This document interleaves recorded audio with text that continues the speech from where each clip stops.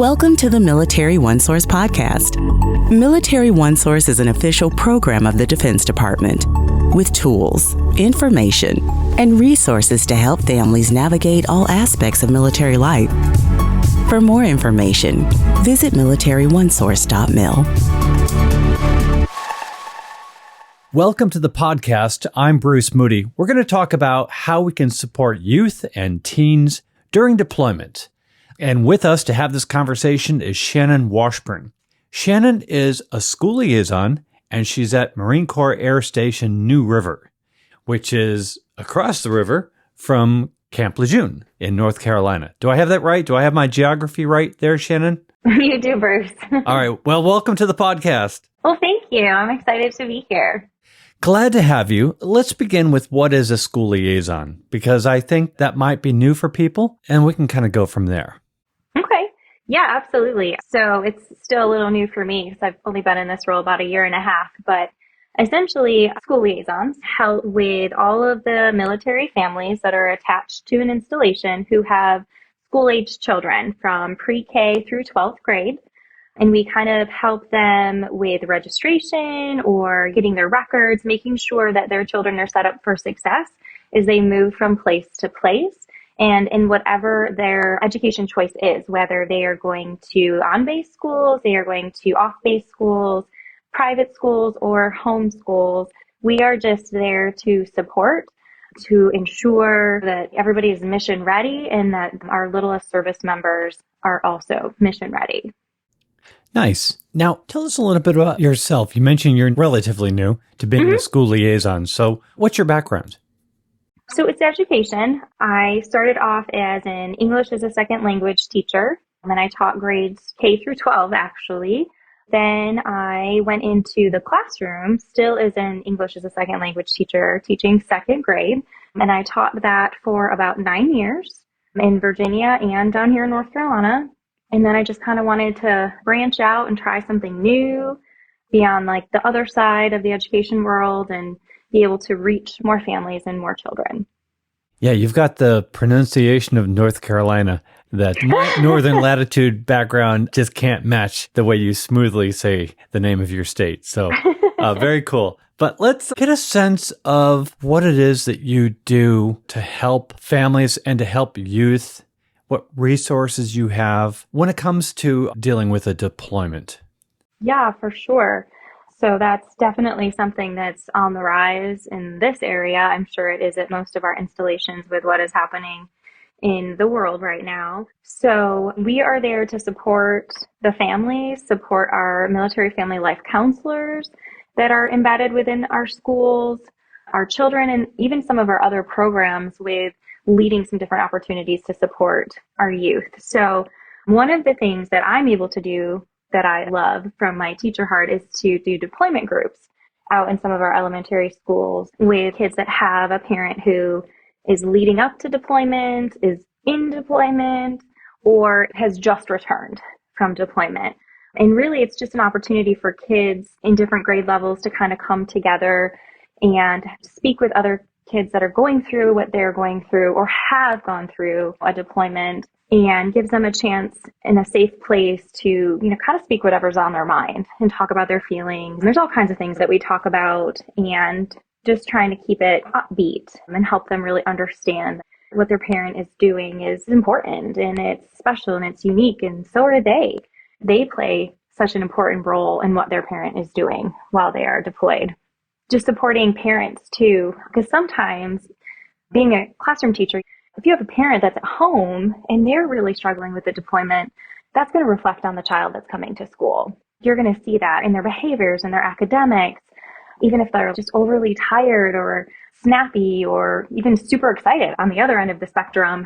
And that, of course, is going to impact how they're doing in school and their academics. So being able to kind of support the parent that's left at home or younger siblings, older siblings. And so one of the ways we kind of do that is we can connect them with their DRC, which is their Deployment Readiness Coordinator in the Marine Corps. And that person is embedded in the unit, and they can help make sure that that family is getting whatever help and support that they need from a different avenue.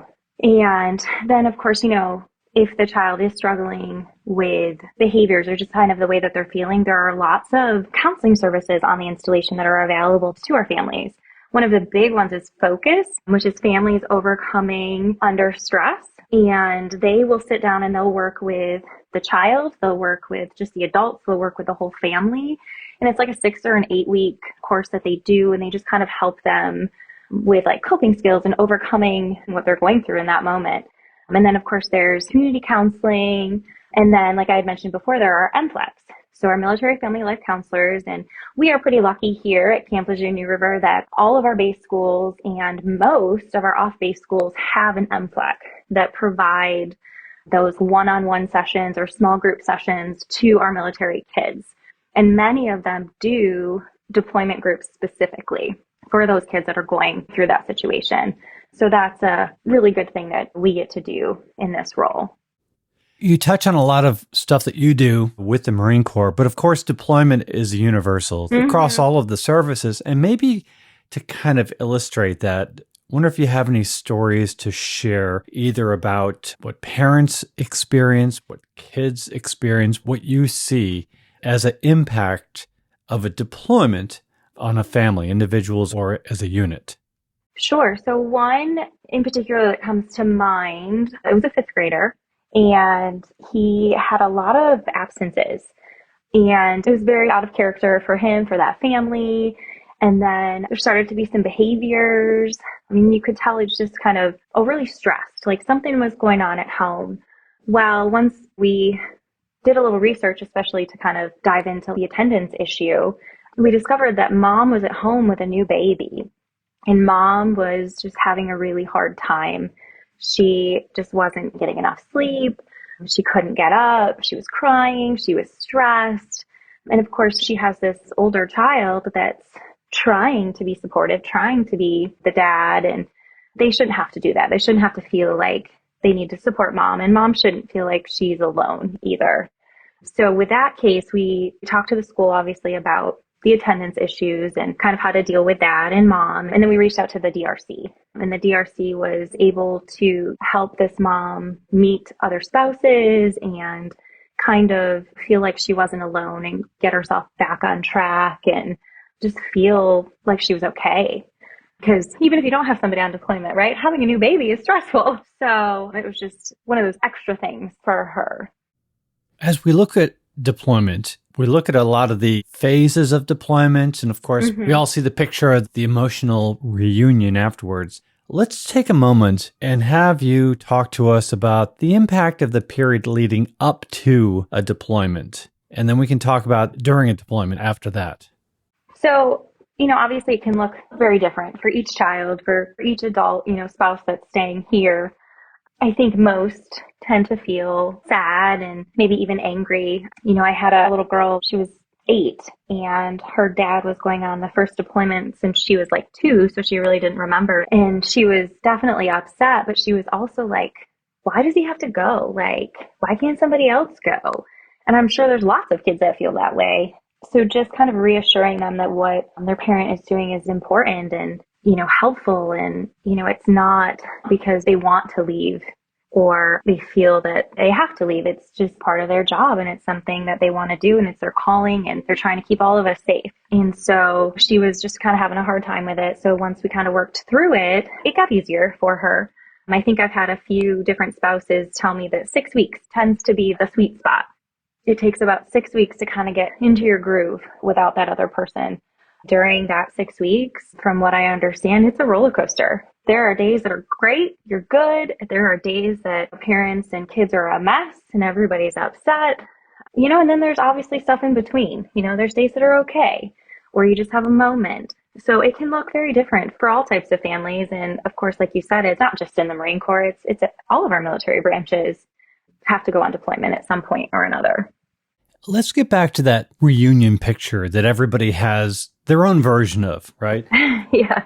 There does seem to be a lot of pressure on that. So how do you prepare a kid for that? That seems to be as much of a good news event as it is the level of anxiety and anticipation just must be through the roof. How do you prepare a kid for that? One of the biggest things that I noticed parents were doing was just kind of reassuring their child that they're going to come back. It's going to be okay. But also giving them that time to almost grieve, right? It's like you lost something because you were excited and you knew that they were coming back in, I think it was supposed to be January. And then all of a sudden you're told, nope, it's going to be February. And then you're told again, it's going to be even later. So I know in March, I even had a parent say, we're not even sure. So at this point, we haven't even told our child that they might be coming back in March because we don't want them to have to feel the excitement and then the instant sadness of, oh, by the way, it's another 30 days. So we didn't really talk about dates. I think it's more of like a time frame and doing like cute little things, like we made cards for the dads. And I think it's all about really staying positive, knowing that they're doing something that's important and they're making a difference in the world and keeping the child distracted. I think that's been a big one that I've heard from a lot of families is keeping them busy, keeping them in their sports or their activities or whatever that looks like. I'm so glad that we're having this conversation. It's so interesting listening to you talk about what you do with these families. It almost doesn't even sound like a job description. It just sounds like you're with these families and you're helping them through an ordeal, a deployment. But really, this is you working as a school liaison. So let's talk about that. For families who are dealing with deployment, let's talk specifically about the School Liaison Program, what it has to offer, what sort of resources and support is available. So obviously we're always here as a shoulder. And we always tell our families that you can call us even if you just need somebody to listen. We were all educators, and so we all understand the education world and we understand kids and families. And so just kind of letting the families know that they have somebody to talk to. They have somebody that's on their side. They have an advocate in their corner. And then we have lots of little trinkets in our toolkits, but then there's also a lot of things that we can refer our families to. So I know that we do pre-deployment briefs for families, and we have tips for kids and tips for parents, and then activities for kids while someone's deployed. And then one of the big things, especially for the younger kids, that we refer families to is Comfort Crew. And Comfort Crew is a great, great little website where a family can go on and you just kind of put in your address. You put in whatever kit you want. There's 4 different kits. There's a deployment kit, a reunification kit, a wounded kit, and then a grief kit. But the deployment kit comes with this cute, cute little white bear, and his name is Cuzzy. And he's named Cuzzy because he cares. And so he's just kind of a special little friend for kids while their parent is away. And then also within the kit, there's a journal that the child can start with mom or dad before they leave. And it's something that they can continue while they're gone. And then there's even little activities for when they get back. And it's something that they can show their parent about what they did while they were away. So that's a great little thing that we refer to families. I mean, I've even given them to parents that have like a 2 and a 3-year-old, right? They're not even in school, but it's not age specific, right? It's a cute little bear who's there to be your friend. And then Trevor Romaine has the While We Wait series, which is a great little series. There's lots of different books that come with that. And then Sesame Street is a huge one, especially for those younger ones that aren't even in school yet or the early elementary grades. So Sesame Street has a whole website that's dedicated to just military families, and it's not deployment specific by any means. There's all kinds of things on there. Transition, making new friends, and then of course dealing with the deployment or reunification. And there's videos and there's activities that parents can print off. And some of the puppets even have somebody in the military, like Elmo. Elmo's dad's in the reserves. Like, how cool is that? I didn't even know until I got this job. So that's another great one. And then if they have a child that's struggling with school, tutor.com is something that can be helpful for our families, just to kind of make sure that child stays on track academically. And it's free for military families. You create an account and it's all subject areas, all grade levels, 24/7. It's a live tutor. That's another wonderful, wonderful resource. We get that a lot too when a parent is away and the parent that's here is like, my child doesn't want to listen to me, or this math is just way too hard. I can't help. I don't know what to do. So that's another one that we refer a lot of families to.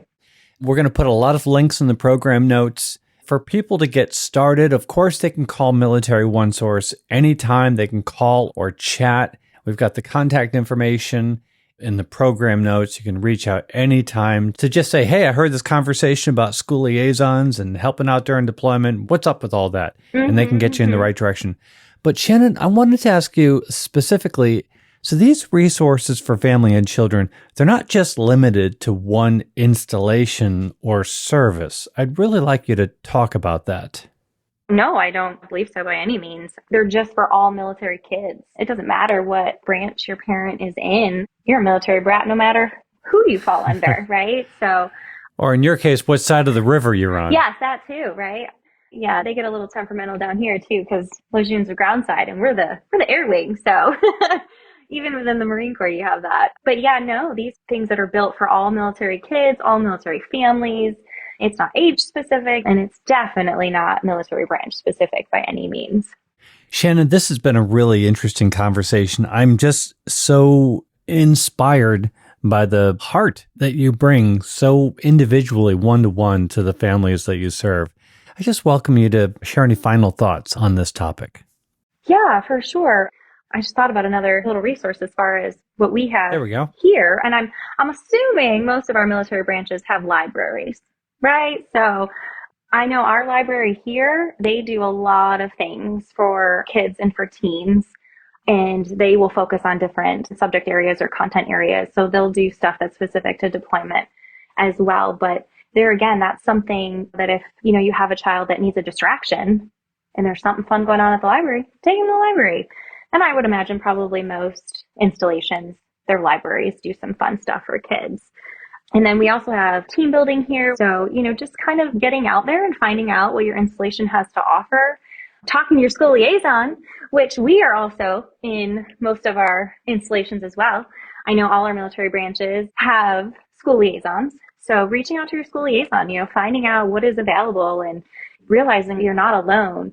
One thing I've learned in this job is you don't know what you don't know, but sometimes it's like, who do I ask? And, I tell families, even if you call us and it's not something that's in our wheelhouse, we'll help you figure it out. We'll point you in the right direction. We'll find that subject matter expert that you need to talk to. We don't just tell a family, hey, you're on your own. Sorry, it's not an education question. No. So I think utilizing what is on your installations and realizing that there's so much for these families is a great thing and a great way to realize you're not alone. And spouses too, reaching out to the spouses. I know a lot of the units and the battalions and the squadrons, they do a lot with spouse events and getting together with children. And again, I feel like that's probably something that's across all military branches. So just kind of reaching out to who's in your group, who else is kind of feeling the same way, or knowing who to ask, right? Just knowing who's there to support you. Yeah. And as you said, even if you don't know, try, because whoever you end up speaking to is going to set you in the right direction. Shannon Washburn, what a pleasure. Thank you for joining us today. Thank you, Bruce, for having me. This was great. Well, we'll have you back sometime. Sounds good. Thank you. Thank you. Want to remind everybody that Military OneSource is an official resource of the Defense Department. We always like to hear from you. We have a link in the program notes. You can send us a question, a comment, or an idea for a future episode. Be sure to subscribe to this podcast wherever you listen to your podcasts, because we cover a wide range of topics to help military families deal with military life. I'm Bruce Moody. Thank you for listening. Take care. Bye-bye.